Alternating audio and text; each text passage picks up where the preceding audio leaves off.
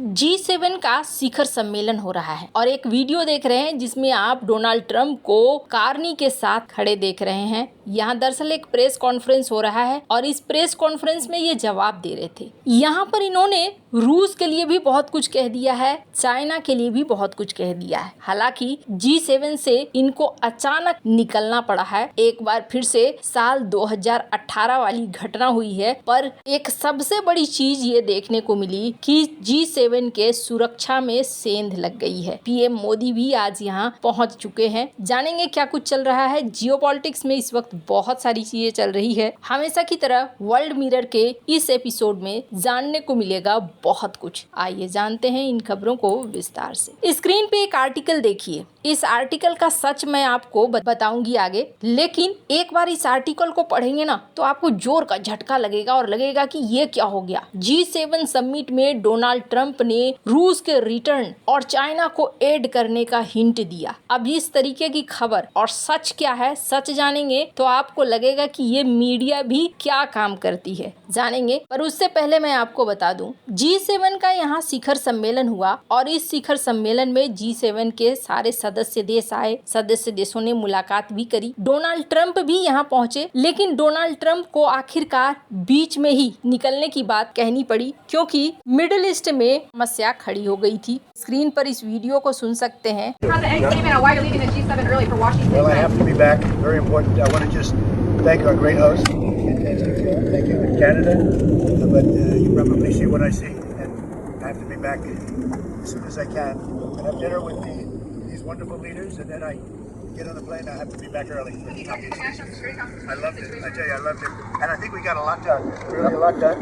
In fact, UK, we signed a big trade deal today, and we're working on others. But we had just a really great relationship with everybody. And it's really nice. I wish I could stay for tomorrow, but they understand. This is big stuff. जिसमें उन्होंने इस बात को कहा भी कि मुझे यहाँ से जाना होगा। स्क्रीन पर एक ट्वीट देख रहे हैं लॉरेंस जोन्स का और इन्होंने कहा कि प्रेसिडेंट ट्रंप ने कहा है कि आज रात वो डिनर करेंगे और डिनर करके वो जल्दी से ही निकल जाएंगे। और इन्होंने ये भी कहा है कि नेक्स्ट सिक्योरिटी का सिचुएशन रूम तैयार करो। अब क्यों कहा है इन्होंने, इसके बाद इनका एक ट्वीट भी आया जिस ट्वीट में इन्होंने लिखा है कि ईरान को डील कर लेनी चाहिए थी और इंसान की जिंदगियों को इस तरीके से बर्बाद नहीं करना चाहिए था। ईरान के पास न्यूक्लियर हथियार नहीं हो सकता है। फिर इन्होंने मार्क करते हुए ये बात कही कि सारे लोगों को तेहरान को छोड़ देना चाहिए। मतलब ईरान में कुछ बड़ा होने वाला है। खैर, इसकी चर्चा तो हम लोग बाद में करेंगे कि आखिरकार ईरान को लेकर अमेरिका का क्या फैसला है। पर डोनाल्ड ट्रंप यहाँ से निकल गए। निकलने से पहले ऐसा नहीं है कि वो सीधे पहुंचे और फिर वहां से निकल गए। इन्होंने कुछ बातें करी, कनाडा के साथ बातचीत करी, द्विपक्षीय बातचीत हुई जिसमें माना गया कि जल्दी ही कनाडा और अमेरिका की समस्याओं को हल कर लिया जाएगा। उसके बाद ये भी देखने को मिला कि एक प्रेस कॉन्फ्रेंस हुआ और इस प्रेस कॉन्फ्रेंस में इन्होंने रूस की बात उठाई और रूस का मुद्दा उठाते हुए इन्होंने अपनी बातें रखी। स्क्रीन पर इस वीडियो को आप सुन सकते हैं। I appreciate it, and we've developed a very good relationship, and we're going to be talking about trade and many other things. And we have a whole group of people, some traders and some other people. I see my top economy people. But we have a very talented group of people, and you do too, and I know they work together very well. I look forward to that. The G7 used to be the G8. Barack Obama and a person named Trudeau didn't want to have Russia in. And I would say that was a mistake because I think you wouldn't have a war right now if you had Russia in. And you wouldn't have a war right now if Trump were president 4 years ago. But it didn't work out that way. But it used to be the G8, and now it's, I guess, what's that, 8 years ago, it switched over. They threw Russia out, which I claimed was a very big mistake. Even though I wasn't in politics then, I was very loud about it. It was a mistake in that you spend so much time talking about Russia, and he's no longer at the table. So it makes life more complicated. But you wouldn't have had the war. Other than that, I think we're going to accomplish a lot. And I expect to, and I think our primary focus will be trade and trade with Canada.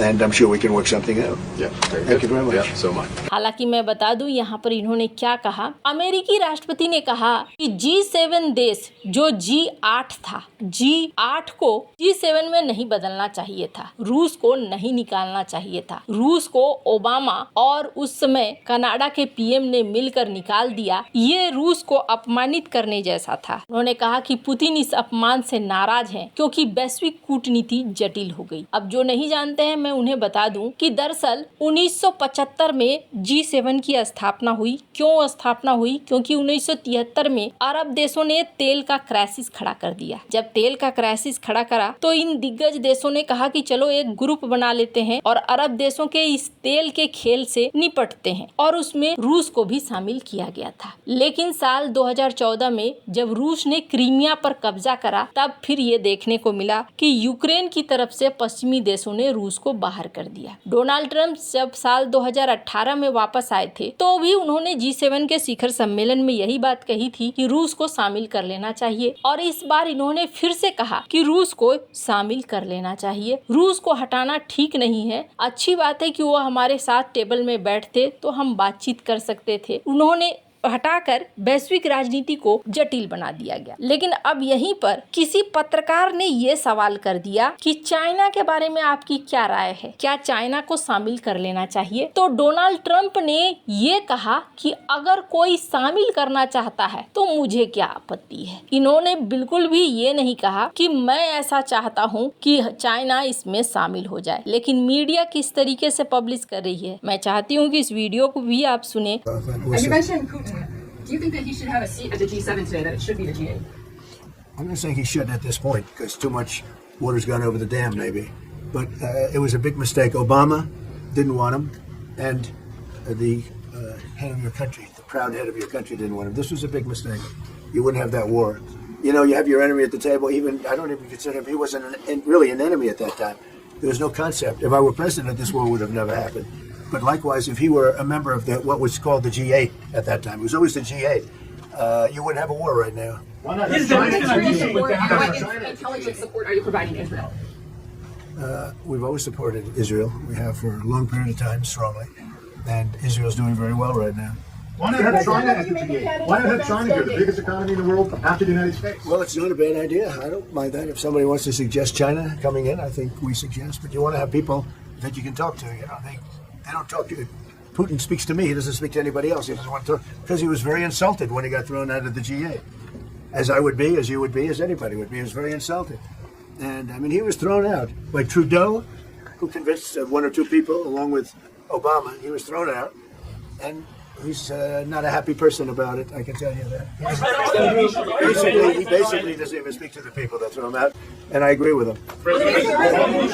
जहां इन्होंने China को लेकर जो बातें कही है, तो पहली बात, मीडिया तिल का ताड़ बनाती है। हाँ, रूस को शामिल करना जरूर चाह रहे थे डोनाल्ड ट्रंप, पहले भी चाह रहे थे और एक बार फिर से चाह रहे हैं। वैसे तो पीएम मोदी आज पहुंचे हैं। पीएम मोदी के पहुंचने से पहले ही डोनाल्ड ट्रंप यहां से निकल चुके हैं, और निकलने का कारण भी समझ में आ रहा है। अब ईरान के साथ कुछ बड़ा जरूर होने वाला है, लेकिन पीएम मोदी का यहाँ पहुँचना क्या पूरी तरीके से सुरक्षित है? आपको बता दूं, जो खालिस्तानी प्रदर्शनकारी हैं अभी भी प्रदर्शन कर रहे हैं। कनाडा को अपनी सुरक्षा व्यवस्था को बहुत ज्यादा मजबूत रखने की जरूरत है। इसके पीछे एक बड़ा कारण है। स्क्रीन पर एक आर्टिकल देख रहे हैं। कनाडा में G7 शिखर सम्मेलन की सुरक्षा में सेंध लगा। एक प्राइवेट प्लेन ने G7 के लिए बनाए गए नो फ्लाई जोन का उल्लंघन किया। ये प्लेन अल्बर्टा के कनानिस्क कंट्री में G7 शिखर सम्मेलन के ठीक स्थल के ऊपर जो प्रतिबंधित हवाई क्षेत्र है, यानी कि नो फ्लाई जोन है, वहां पर ये घुस आया। और ऐसे हालात हो गए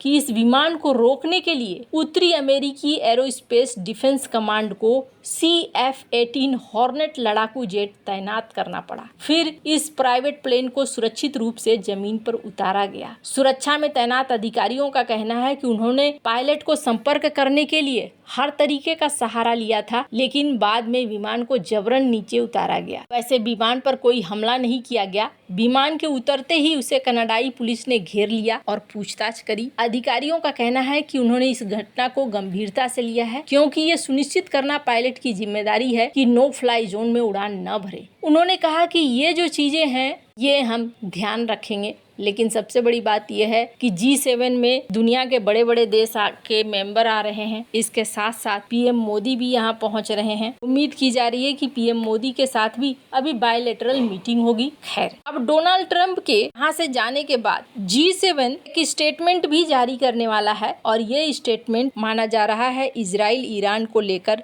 जारी किया जाएगा। G7 देशों में से कुछ देशों को इजराइल की हरकत पसंद नहीं है और कुछ देश उसके साथ हैं, इसलिए बहुत मायने रखेगा कि अमेरिका क्या G7 के स्टेटमेंट पे साइन करता है या नहीं करता है। वैसे आपको क्या लगता है, इन सब मामले में आपकी क्या राय है, कमेंट कर जरूर बताएं। जल्द मिलते हैं अगले वीडियो में नई खबर के साथ।